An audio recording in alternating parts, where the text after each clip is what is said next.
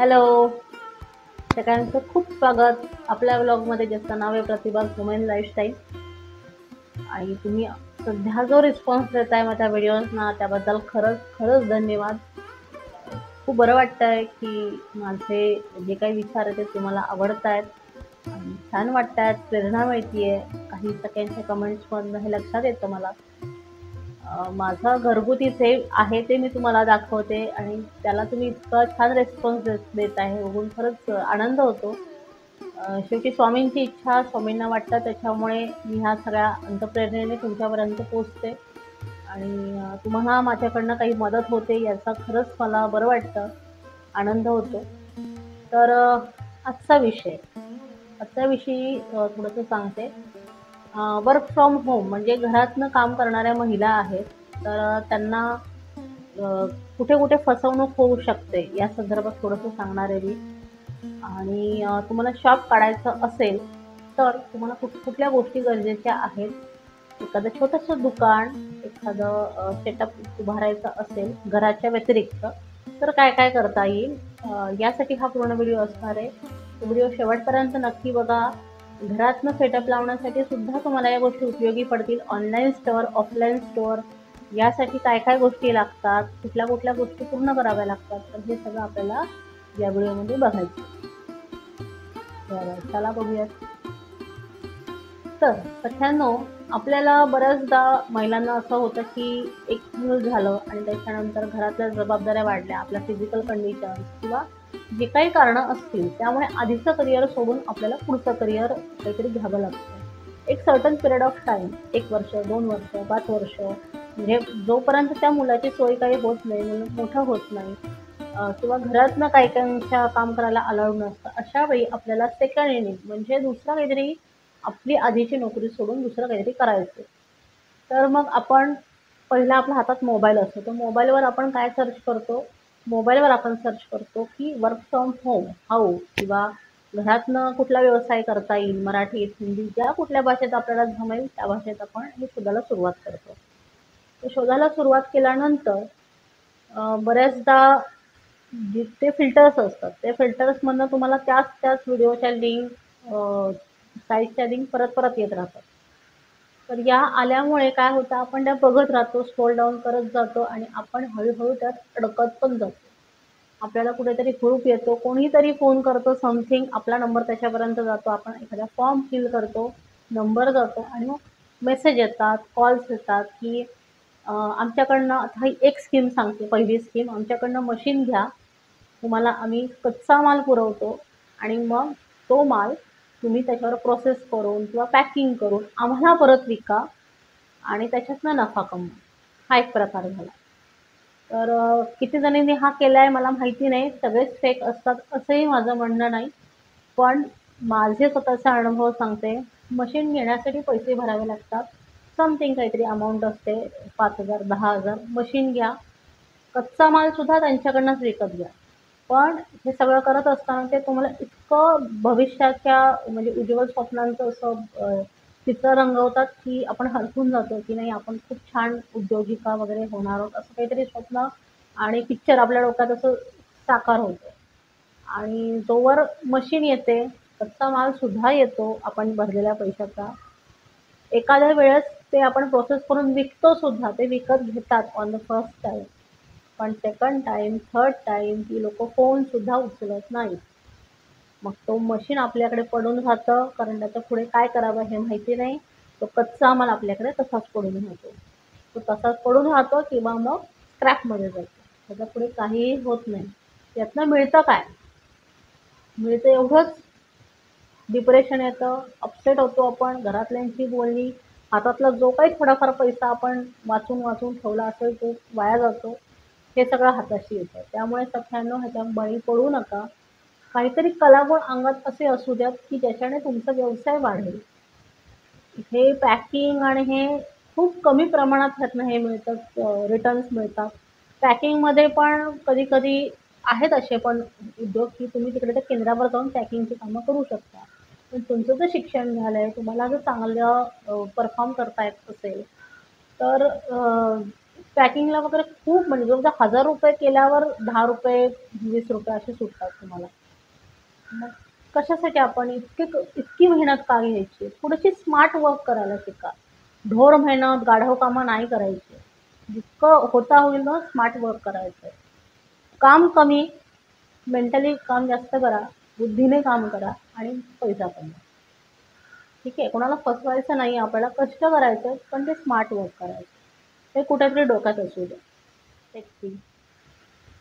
बरेचदा आपण बघतो की सोशल साईट्सवर, रील्सवर कस्टमर दाखवलेले असतात. बघा ह्या कस्टमरची ही ऑर्डर आहे आणि मी पॅक करतीये. तर हे काही खरं नसतं. डमी कस्टमर, डमी ग्राहक असतात. रेटिंग सुद्धा त्यांचे त्यांच्याच लोकांनी दिलेले असतात. 4 रेटिंग, 4.5, 5 रेटिंग आणि आपण या सगळ्या भुलतो. अरे त्याचं कसं छान होतंय, आपलं पण होईल. तसं नसतं. त्यांचे त्यांचेच लोकं असतात, डमी कस्टमरच आणि मग ते दाखवतात की बघा तुम्हाला इतका नफा मिळाला वगैरे. तर ही सगळी प्रलोभनं आहेत. यापासून होता होईल तर दूर राहा. हे लोकं बऱ्याचदा आपल्याला फोन करतात आणि सांगतात म्हणजे बोलल्या-बोलल्यामध्ये आपणच त्यांना सांगतो, की किती पैसे इन्व्हेस्ट करण्यासाठी आहेत ॲक्चुअली. तर आपण आपल्याकडचा असलेला आकडा जो आपण पै-पै करून जमवलेला असतो कुठून तरी, तर तो आपण आकडा त्यांना सांगतो आणि बरोबर त्या आकड्यामध्ये बजेट बसेल असं ते आपल्याला इन्व्हेस्टमेंट प्लॅन सांगतात. तुम्ही आम्हाला समथिंग एक ₹50,000 द्या. अगदी 5,000 सुद्धा असू शकतील. पण तेवढे द्या आणि त्याचे तुम्हाला आम्ही भरपूर पैसे करून देऊ किंवा 5,000 चे 50,000 करून देऊ असं. तर या सगळ्या स्कीम्स असतात आणि बँकेमध्ये गेलं तर तुम्हाला 6% 7% इंटरेस्ट मिळेल. पण आमच्याकडे गेला तर तुम्हाला 20% इंटरेस्ट मिळेल. तुम्ही खूप लवकर श्रीमंत व्हाल, तुम्ही तुमची स्वप्न पूर्ण करू शकाल आणि जेव्हा ते त्यांची टिप्स असतात त्या ॲक्चुअली सगळ्या आणि सगळे मार्केटिंगवाले ते सेम यूज करतात. तर त्याच्यात अडकू नका. तुमच्याकडे जी काही रक्कम तुम्ही साठवली कुठल्याही स्वरूपात सोनं, बँक, एफ-डी व्हॉटएव्हर ती कोणालाही एक्सपोज करू नका की माझ्याकडे एवढे पैसे आहेत. ते जेव्हा समोरच्याला कळतात, समोरचा बरोबर तुम्हाला गुंडाळतो आणि ह्याच्यात एक लक्षात घ्या सगळ्यांनो, की यामध्ये फक्त हे असे फेक कॉल करणारे लोकं नसतात बरं का. तुमच्या जवळपासचे तुमचे मित्र, तुमच्या मैत्रिणी, तुमचे नातेवाईक हे सगळे सुद्धा यामध्ये इन्व्हॉल्व असतात इनडायरेक्टली. ज्यांना कोणाला कळलं ह्या बाईकडे पैसा आहे आणि या बाईला आपण गुंडाळू शकतो. सहजच ते अशा स्कीम्स काढतात और टिप्स काढतात. काहीही काढू शकतील की जिथून तुमचा पैसा बाहेर जाईल. ही कायम लक्षात ठेवा. तुम्ही तुमचा पैसा कमवू शकता, तर तुमचा पैसा खर्च कुठे करायचा आहे? घालवायचा आहे कुठे? योग्य कारणासाठी घालवायचा आहे आणि आपल्यासाठी घालवायचा आहे. हे पण लक्षात घ्या. नुसतं कमवून होणार नाही, तो साठवला सुद्धा पाहिजे, बचत पण केली पाहिजे. पुढचा मुद्दा, तुमचा पैसा जेव्हा येतो, तेव्हा तो सेव्हिंगला ठेवण्यापेक्षा म्हणजे बचत खातं जे तुमचं असतं बँकेमध्ये नसेल तर काढा आणि पर्सनल असू द्या. सॉरी टू से पण जॉइंट अकाउंट काढू नका. नवरा बायकोचं एकत्र आहे. नाही. घर एकत्र एका छताखाली राहतोय पुष्कळ आहे. पण सेव्हिंग अकाउंट कधीही नवरा बायकोचं एकत्र काढू नका. सेपरेट काढा आणि आपला ॲक्सेस अकाउंट आपणच करायचं आहे. Be independent. नुसतं नवऱ्याच्या खांद्याला खांदा लावून आपण सगळे बाहेर नोकऱ्या केल्या म्हणजे होत नाही. तुमच्या पैशाचं मॅनेजमेंट तुम्ही करा. असं नाही की माझा पैसा म्हणून मी करणार आहे असं नाही. पण कुठेतरी एक मॅनेजमेंट असू द्या. आणि सगळे सेव्हिंगचे पैसे हे तुमच्या सेव्हिंग अकाउंटला कधीही ठेवू नका. जसं तुम्हाला आत्ता माहिती आहे फ्रॉड खूप होतात. तुम्हाला ओ-टी-पी विचारला जातो आणि पैसे तुमचे धडाधड निघून जातात. कारण तुमच्या मोबाईलला जीपे असतं आणि ते जीपेमधनं हे सगळे पैसे येतात. तसं न करता 2 ऑप्शन आहेत. एक तर तुम्ही आर-डी अकाउंट काढा. जेणेकरून समजा तुमचा व्यवसाय चालू आहे किंवा काहीतरी काम चालू आहे आणि महिन्याला एक समथिंग अमाउंट येते तुमच्या अकाउंटला ₹5,000-1,000 येतायत. तर बरोबर 5,000चं न काढता एक 4,000चं का होईना आर-डी अकाउंट म्हणजे रिकरिंग डिपॉझिट बँकेत काढा. म्हणजे आणि त्याच्यात त्यांना इन्स्ट्रक्शन्स देतात स्टँडिंग इन्स्ट्रक्शन्स की महिन्याच्या समथिंग 10 तारखेला हे पैसे आपोआप सेव्हिंगमधनं निघणार आहेत. म्हणजे तुमच्या अकाउंटला पैसा असा डंप पडून राहणार नाही कधीच. आणि जीपेने किंवा चुकून किंवा कोणी आणखीन असं काढून तो घेऊ शकणार नाही. पैसा कष्टाचा आहे तुमच्या, तो वाया नाही घालवायचा. सोन्यात गुंतवणूक करू नका. कारण खरंच सोनं आपल्याला खूप प्रिय असतं, पण जेव्हा खरंच एखादी मोठी ऑर्डर येते, इन्व्हेस्ट करण्याची गरज लागते, तेव्हा सोनं मोडलं जात नाही आणि ते खूप मनाला लागतं. तुमच्याच ऑर्डरसाठी तुम्ही हे सगळं करताय, तर सोन्यात गुंतवणूक करू नका. त्यापेक्षा बँकेत ठेवा आणि सोन्यात करायचीच असेल तर 24 कॅरेट्समध्ये तुम्हाला त्याची नाणी किंवा काही मिळत असेल तर तसं घ्या, की तसंच्या तसं देऊन तुम्हाला त्याचे पैसे यायला पाहिजेत. जेव्हा तुम्ही सोन्याचा एखादा दागिना करता, तेव्हा त्याच्या घडणावळीत म्हणजे खरेदीमध्ये घडणावळ किंवा मजुरी ही खूप असते. ती तुम्हाला कोणी रिटर्न देत नाही. कुठल्याच सोन्याच्या दुकानात गेलं तर ती तुम्हाला परत मिळणार नाही. म्हणून पैसे आले की सोनं घेऊन ठेव. ती पूर्वीची मेंटॅलिटी थोडीशी आपण सोडूयात आणि आपण ते घालून फिरतोय तरी किती नाही का? सगळीकडे तर आर्टिफिशियल आपण घालतो आणि ज्या मैत्रिणी ज्वेलरी करतायत, त्यांनी तर नक्कीच आपण जी ज्वेलरी करतो ना, ती सगळी वेअर करायला शिका. की आपण आपलं घालायचं आणि जे समारंभ आहेत एखादी पार्टी आहे, किटी पार्टी व्हॉटएव्हर जे काही तिथे तुम्ही जाल, तिथे ते घालून मिरवा. म्हणजे त्याचा एक जो लूक आहे ना, तो बघून विचारणार, "अरे कुठून घेतलं?" कुठून घेतलं तर नाही, मीच बनवलं. हा एक अभिमान बनेल की मी बनवलं आणि मग त्याच्याकडनं ऑर्डर घ्या. तुमचं मार्केटिंग तुम्ही स्वतःच करायचं. तर हा एक मुद्दा झाला. सख्यांनो आपण उद्योग करायला जर सुरुवात करतो, पण कुठल्याही उद्योगात तुम्हाला अनेक वर्ष, अनेक दिवस द्यावे लागतात, तर कुठे जाऊन त्याचं रिटर्न तुम्हाला मिळायला सुरुवात होते. माझ्या एका मैत्रिणीची गोष्ट इथे मी तुम्हाला सांगू इच्छिते आणि खूप छान मैत्रीण आहे. तिने छोटंसं दुकान कपड्यांचं चालू केलं. तर त्या दुकानातनं पहिलं तिचं इन्कम खूप झालं. नातेवाईक, मित्रमंडळी यावं ते सगळं खरेदी करून गेले. जी मलई आहे तिच्या भाषेत मी सांगतेय, ती मलई आहे ती गेली. बाकी राहिला गाळ. परत तिने नेक्स्ट टाइम खरेदी केली. परत बाकी राहिला गाळ. असं करून करून गाळ म्हणजे जो कपडा विकला जात नाही, कोणालाच आवडत नाही क्वालिटी वाईज, प्राईस वाईज, तो कपडा राहतो, तो जात नाही. मग तिथं डेली इन्व्हेस्टमेंट तुमची राहिली, तर ती सर्व्हाइव्ह करण्यासाठी सुद्धा तुमच्याकडे पैसा हवा. फक्त व्यवसाय सुरू करण्यासाठी म्हणून पैसा हवा असं नाही. तर सगळ्यासाठी तुमचं कॅल्क्युलेशन हवं. नफा झाला तर काय, तोटा झाला तर काय, या सगळ्या कॅल्क्युलेशन करून तुम्ही उद्योगात पडा. पण सुरुवात करा. घाबरून जाऊन मला अनुभव नाही मग मी कसं करू, मी मराठी आहे मग मी कसं करू, नाही. कुठल्याही एका जाती धर्माचा ह्याच्यावर पगडा नाही. खूप अशी उदाहरणं तुम्हाला सांगता येतील की जी अगदी शून्यातनं उभी राहिली आहेत आणि मग त्यांनी मोठा उद्योग केलाय. त्यापैकी तुम्ही पण एक असू शकाल. पण त्यासाठी सुरुवात करा. स्मार्ट वर्क करा. गाढव कामं खरंच नको. आणि तुम्ही जे काम करताय ते स्टार्टिंगला फक्त तुम्हाला माहिती पाहिजे. बबल कोणालाच करू नका. मी हे करते, मी ते करते, मी स्टेटसला लावायला नाही.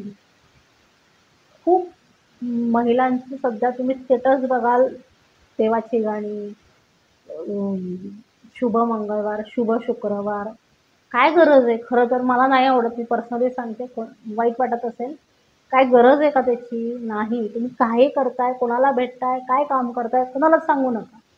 स्टेटस असं लावा की 4 चौघांनी विचारलं पाहिजे, कुठे गेली होतीस? किंवा कधीतरी लावा. म्हणजे त्याचं कौतुक असेल. रोज उठून तुम्ही स्टेटसला 10 फोटो टाकत असाल किंवा त्याचा काही उपयोग नाही. तुमचा वेळ तर स्टेटस टाकण्यात किती जातो तुम्ही मोजा. अर्धा तास तरी कुठे गेला नाही. हा अर्धा तास तुम्ही स्वतःच्या प्रगतीसाठी लावा. खरंच त्याचा उपयोग आहे. मोबाईलचा स्टेटस माझ्या 50 जणांनी बघितलं काय, 500 जणांनी बघितलं काय, त्याचा इन्कम तुम्हाला काही नाही आहे. फायदा शून्य आहे. त्यामुळे या वर्तुळातनं, या सर्कलमधनं आपणच फोडून बाहेर पडायचंय. स्वतःसाठी उभं राहायचंय आणि स्वतःच्या पायावर उभं राहायचंय. तर यासाठी प्रयत्न करा. त्यातनं काहीतरी मिळालं पाहिजे. मोबाईल जेव्हा हातात येतो आपला, हा माझा मोबाईल 6 वर्ष जुना आहे. त्याच्यातच मी व्हॉट्सॲप, फेसबुक, व्हॉटएव्हर जे आहे ते चालू ठेवलंय. माझा नवीन मोबाईल शूटिंगला आहे. त्यामध्ये फक्त मी शूटिंग करते. शूटिंगसाठीच तो घेतलाय. तो पण अगदी साधा आहे. पण मोबाईल हा फक्त बेसिक तुमच्या गरजा भागवण्यासाठीच तुम्ही ठेवा. मोबाईलसाठी आपण नाही आहोत, आपल्यासाठी मोबाईल आहे. त्या मोबाईलमधनं खूप गोष्टी तुम्हाला शिकता येतात. यूट्यूब ह्याच्यातनंच मिळतं. यूट्यूबवर असं सर्च करा. ते दाखवतात ते बघत राहू नका रे. तुम्ही सर्च करा. तुम्हाला काय हवंय किंवा काय शिकायचं आहे. बऱ्याच महिला मला सांगतात की मला नथ शिकायची आहे, मला अजून काही शिकायचं आहे. तर हे शिकण्यासाठी बरेच व्हिडिओ आहेत. अगदी मोटिवेशनलपासून क्राफ्टिंग, आर्ट, अगदी छोट्या-छोट्या टेक्निक्स आहेत. ते त्याच्यामध्ये सांगतात. ते तुम्हाला 10,000 भरून कधी-कधी कळणार नाहीत क्लासच्या फीज. त्याच्यात कळतात आणि खरंच कळतात. मी खूप गोष्टी याच्यातनं शिकली आहे म्हणून सांगते आहे. आणि सख्यांनो सुरू करा. सुरुवात केली की काहीच म्हणजे अवघड असं काही नाही आणि सच्चेपणाने सुरू करा. कोणालाही फसवून, खोटेपणा करून नाही करायचं आपल्याला काम. सगळ्यांना घेऊन जायचं आहे. तर तुम्ही सुरुवात तर करा. स्वामी तुमच्या वाटेचे नक्की उभे आहेत आणि श्री स्वामी समर्थ म्हणा आणि काम चालू करा. आता पुढच्या पार्टमध्ये मी शॉप संदर्भात सांगणार आहे. पुढचा व्हिडिओ पाहायला विसरू नका.